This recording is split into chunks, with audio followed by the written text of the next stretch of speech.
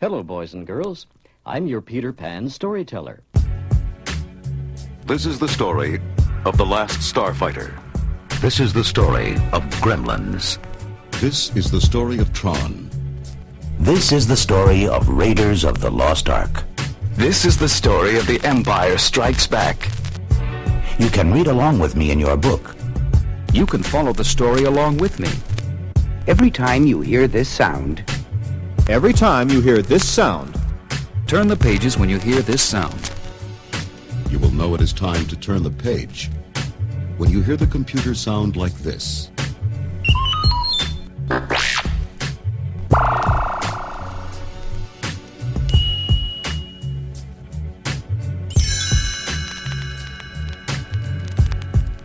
Let's begin now.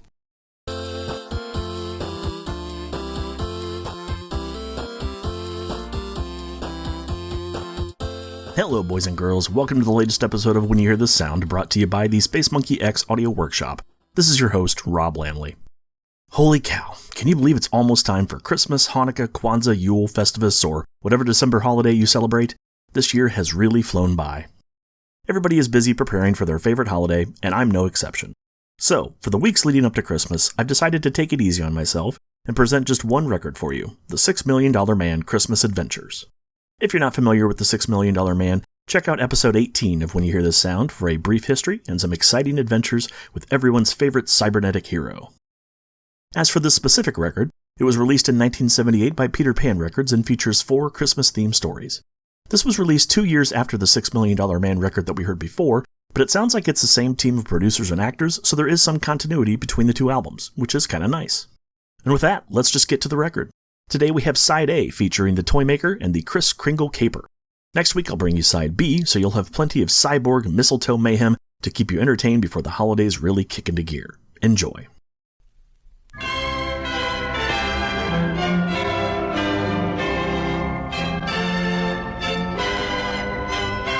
Christmas is a time of universal joy. All men, no matter what field of endeavor they pursue, feel the spirit of the Yule season.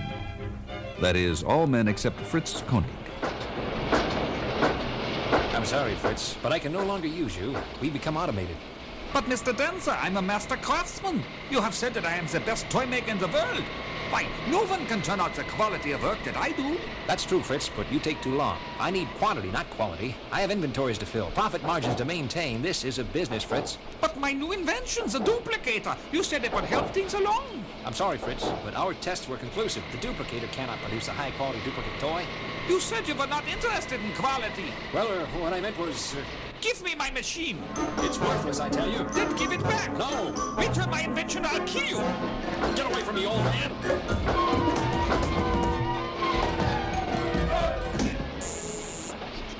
Jerry, get in here. I have something for you to get rid of. At the headquarters of the Office of Scientific Intelligence, Chief Oscar Goldman is in a meeting with Colonel Steve Austin. Steve, I've got a strange one here. I'm not sure what to make of it. Tell me about it, Oscar. The local police found a badly beaten elderly man in an alleyway early this morning. He was barely alive when they brought him into the hospital. How is he now? It looks like he's going to make it. Since when are we interested in characters found sleeping in the street? This particular character was Dr. Fritz Koenig. I don't recognize the name. Not too many people know of him. He immigrated to the United States before the Second World War. He was a specialist in molecular structure. What was he doing in the alley? We don't know, Steve. Is he out of work? Did he suffer from exposure? It gets rather cold this time of the year. All the indicators point to foul play, Steve. My sources inform me that Koenig has been working as a toy designer for the Dancer Manufacturing Company for the past 10 years. A toy designer? Yes. Officially, he had dropped out of sight, but we felt he was important enough to keep tabs on. What do you want me to do, Oscar? I've got a feeling that Dr. Koenig is back doing his old work in molecular structure, and someone is trying to steal it from him. From now on, he's going to be covered 24 hours. By me? Not just yet. First... I know, the first stop is a Dancer Manufacturing Company. Be careful, Steve. Later that evening at the Dancer Manufacturing Company, Colonel Steve Austin quietly slips in through an open vent. My childhood dream come true. Free reign of a toy factory.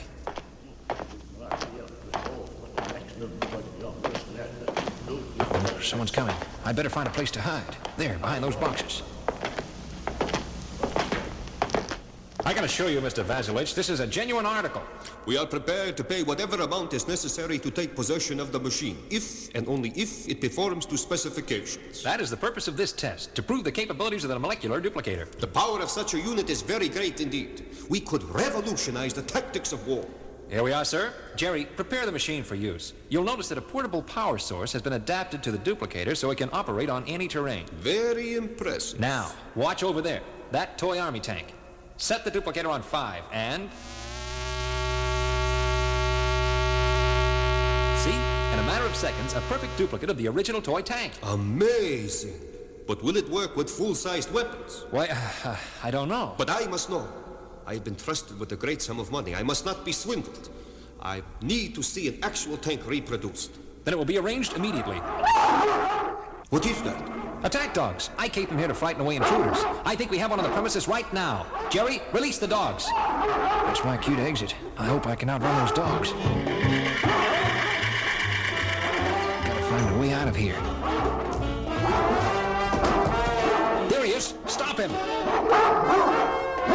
There's the fence. I have to jump the fence. 1, 2, here goes. Made it. Now to report. Early the following morning, Steve Austin meets Oscar at the City General Hospital. How is Dr. Koenig? Getting stronger, Steve. How did you make out last night? I'll tell you when we see Koenig. I think there are a few things he can explain. I tell you this much, Oscar. He hasn't been idle in the last couple of years. Something big? Tops, Oscar.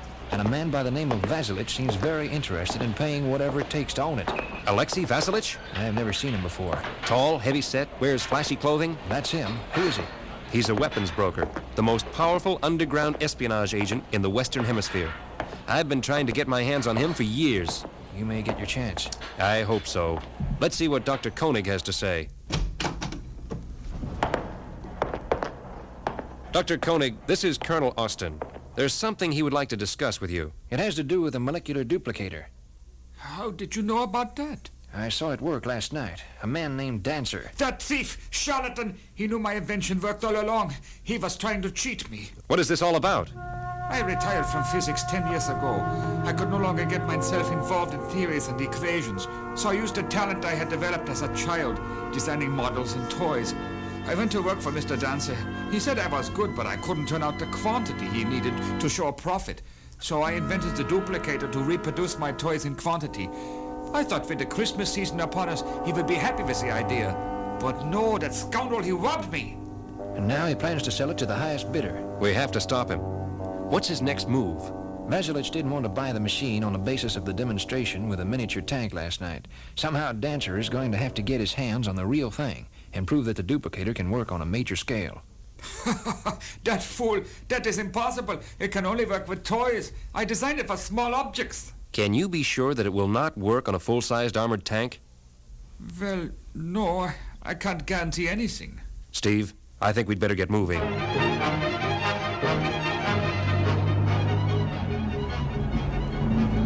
Where would Dancer get a tank? I've been thinking about that, Oscar. The logical thing for him to do is to bring Vasilich to the tank. But he can't get into a military base. No, but the National Guard Armory has a tank platoon parked out back. I don't even think they have a sentry on duty. Let's get over there. I'll call for reinforcements. I don't think that's a good idea, Oscar. We can't afford to scare them off. We need both the duplicator and Vasilich. What do you suggest? Let me go in alone. Wait for my signal. I'll wait, but only until I think you may need me. Deal? Okay. That evening at the National Guard Armory, I'm sorry to inconvenience you this way, Mr. Vasilich, but it was more practical to bring you here. I don't mind. It gives me a chance to look over your new armored weapons. Well, then, I believe we are ready for the demonstration. Do you have the money? $4 million. Will it be sufficient? I don't know. This is a very expensive machine. Other powers might pay more fantastic sums. But at the present, I am the only one with the cash, Mr. Dancer. So let us stop playing games and proceed. Yes, of course. Jerry, set up the molecular duplicator. Now we will see what this machine is truly capable of.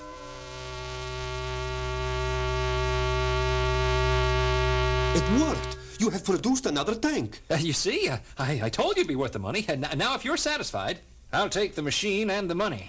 Who's there? Jerry, get that guy!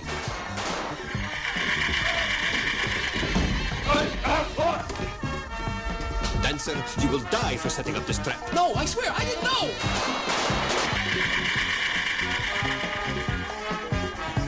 It's all over, Vasilich. We got a nice, cozy cell waiting for you.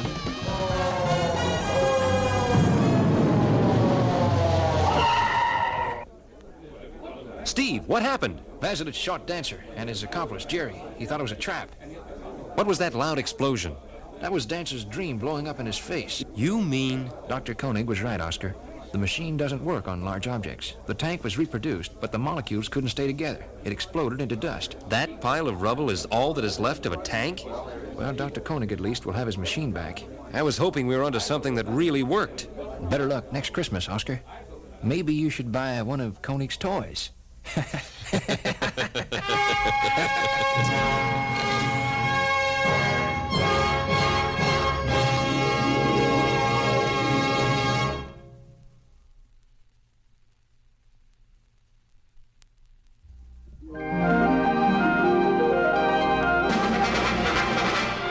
With only 7 shopping days left until Christmas, Colonel Steve Austin suddenly remembers he has not bought any gifts for his friends and relatives. He decides to go to Geffner's, the large department store downtown.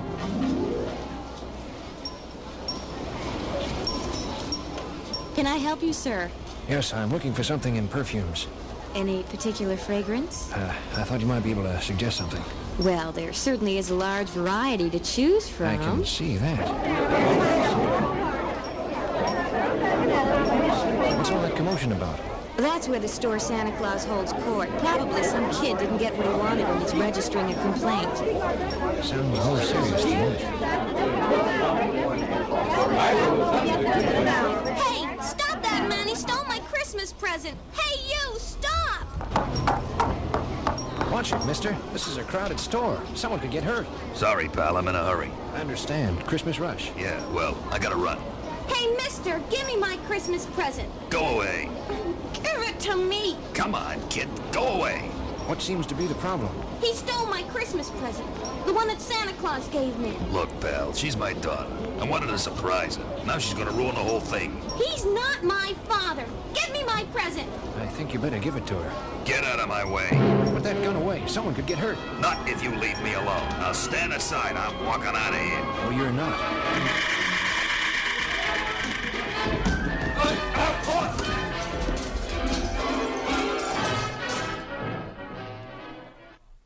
Later, at the Office of Scientific Intelligence, Colonel Steve Austin is in a security conference with his boss, Oscar Goldman. Good thing you called me in on this, Steve.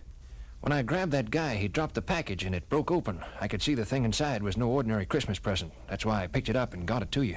Steve, you seem to have a talent for finding trouble. But in this case, you may have stumbled on a major espionage ring. An espionage ring? Steve, the man you fought with in the department store is Harrison Fredericks. For a long while, he's been known to be a free agent in the espionage market, selling his services to the highest bidder. But what is even more interesting to us is what he was carrying in that package. What was it? It was an electronic fuel cell for our latest attack missile, the SYR-9. The SYR-9? I thought that was out in California. No one is supposed to know about it. Someone does, Steve. And I have an idea how we can break this ring. I'm all ears. I'm going to need you for this. I don't mean to put you in an awkward position, but I don't have any other way to go about it. Break it to me gently, Oscar. Steve, after Fredericks was arrested, we suspected that the man playing Santa Claus at the department store was being used as a go-between for moving the stolen parts. Did you bring him in? About 20 minutes ago. He's clean, Steve. He doesn't know a thing. He probably wasn't involved at all. Just gave out the gifts to kids in line. Which means a dead end. Not necessarily. If he were to take a few days off and be replaced by another Santa who could keep a trained eye on things, we may get lucky. Who did you have in mind? Why, you, of course. Mr. Maris? Yes, who are you? I'm Steve Austin, the new Santa Claus for the toy department. I can't see what I hired you. No belly, no beard. You need a total makeup job. I don't know whether or not you'll be convincing. The man in the office upstairs said to report to you.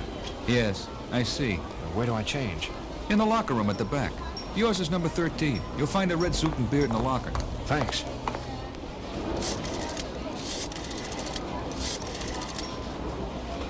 This is Maris. We may have some trouble.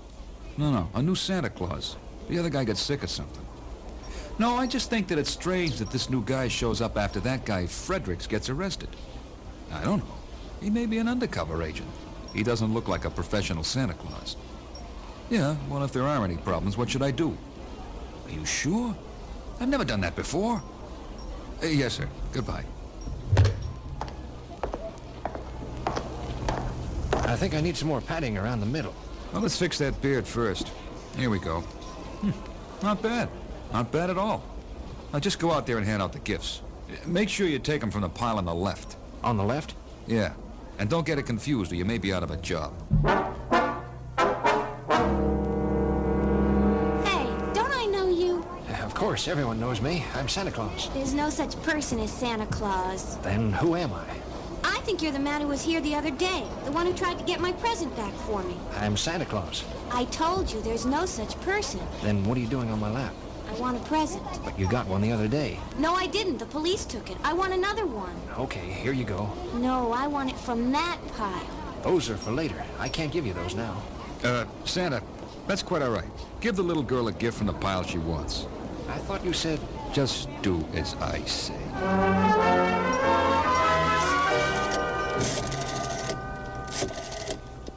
Hello? Oscar, it's your favorite Santa Claus. Steve, how are things going? I think I'm onto something, Oscar. Do you remember that little girl who accused Fredericks of stealing her present yesterday? Yes, her name was Sandy. That's right. She came by again today for another gift. The boss of the department, Maris, insisted that I give her a box from a different pile of gifts. What do you make of it, Steve? Could the child be involved? I'd hate to think so, but at this point I think we have to consider every possibility. Get back to me as soon as you need the troops. I will. Goodbye, Oscar. Don't turn around, Mr. Austin. If you make one move, it'll be your last. I don't understand. I have a revolver pointed at your back, and I'm an expert shot. Listen, Mr. Maris, I like a joke as much as the next man. This is no joke, Mr. Austin. I suspected from the very beginning you might be an undercover agent. Now, my suspicions are confirmed. I heard every word of your telephone call. Then you are the man behind the espionage ring. No questions, Mr. Austin. Therefore, no answers. Which means you don't know who the head of the outfit is. I didn't think you had the brain power for the job. Enough of this. I don't have to listen to any more. I'll bet you get from every side.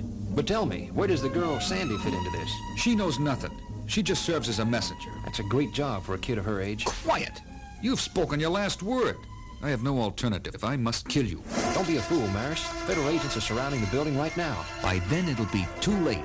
Goodbye, Mr. Austin.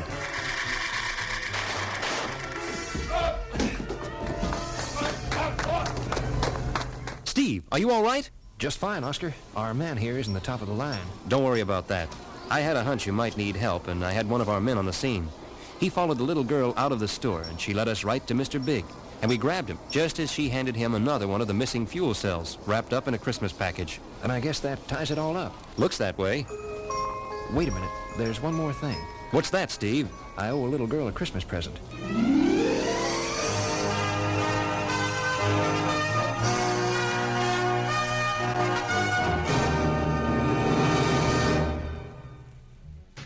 Thanks for stopping by the show today. Be sure to subscribe on iTunes, Spotify, or your favorite podcast app. You can head over to spacemonkeyx.net for pictures, links, and additional information about this episode, and check out some of the other podcasts presented by the Space Monkey X Audio Workshop. This has been your host, Rob Lamley. Thanks for listening to When You Hear This Sound, the podcast dedicated to the weird and wonderful world of read-along record books and storybook vinyl. I'll see y'all next time.